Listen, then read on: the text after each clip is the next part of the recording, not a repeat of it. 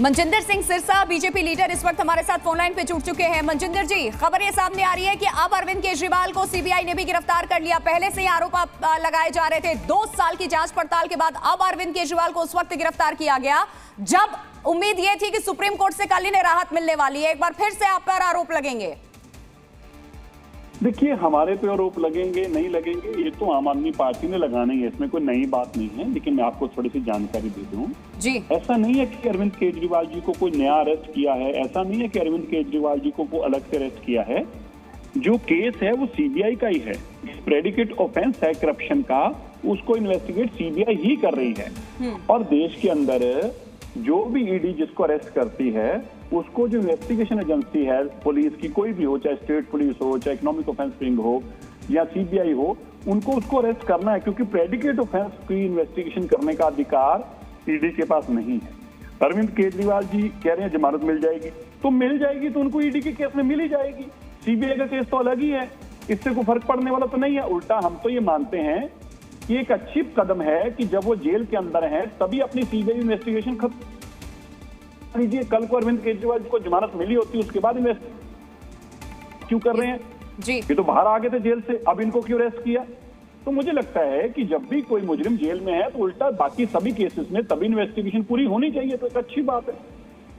लेकिन इस मामले में सियासत भी हो रही है। देखिए, अरविंद केजरीवाल की जो ईडी की तरफ से गिरफ्तारी हुई थी इलेक्शन के ठीक पहले हुई थी और सुप्रीम कोर्ट में सुनवाई हुई, कैसे उन्हें राहत दी गई थी। वो कुछ दिनों के लिए प्रचार प्रसार के लिए बाहर निकले थे, वापस उन्होंने 2 जून को सरेंडर भी कर दिया था नतीजों से पहले। अब ये एक बार फिर से कहा जाएगा, इस पर भी सियासत होगी, इस पर भी बवाल होगा, प्रदर्शन होगा कि सरकारी एजेंसियों का दुरुपयोग इस सरकार में किया जा रहा है।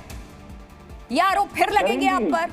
बिल्कुल करेंगे, क्योंकि आप तो ऐसी बात कह रहे हैं कि जैसे वो नई बात करेंगे। भाई, जो भी करप्शन केस में अरेस्ट होता है वो यही कहता है कि दूसरी पार्टी ने मेरे को फंसा दिया। या तो आपको नई बात बताएं कि बताइए जब लालू जी अरेस्ट हुए थे तो उन्होंने क्या कहा था? उन्होंने कहा था मैंने तो चारा खाया नहीं है, मुझे तो गलत फंसाया गया है। या सुखराम जी अरेस्ट हुए थे तो उन्होंने क्या कहा था? हमें तो गलत फंसाया गया है। हर कोई यही कहता है, ऐसी बात नहीं है कि कोई अरविंद केजरीवाल जी नई बात कह रहे हैं, संजय सिंह जी को नए इल्जाम लगा रहे हैं। ऐसे ही कहा जाता है और ऐसा ही कहना चाहिए।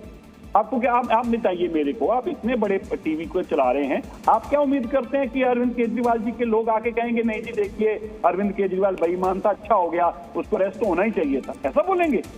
नहीं, अगर आप ऐसा सोच रहे थे तो गलत सोच रहे थे। ऐसा नहीं बोलेंगे, वो ऐसा ही बोलेंगे कि देखिए हम तो बहुत ईमानदार है, हमारे ईमानदारी के तो देश में पोस्टर लगे हुए हैं, आप फलां आदमी से पूछिए वो ईमानदार है। आप उनकी ईमानदारी इस बात से जज कर सकते हैं।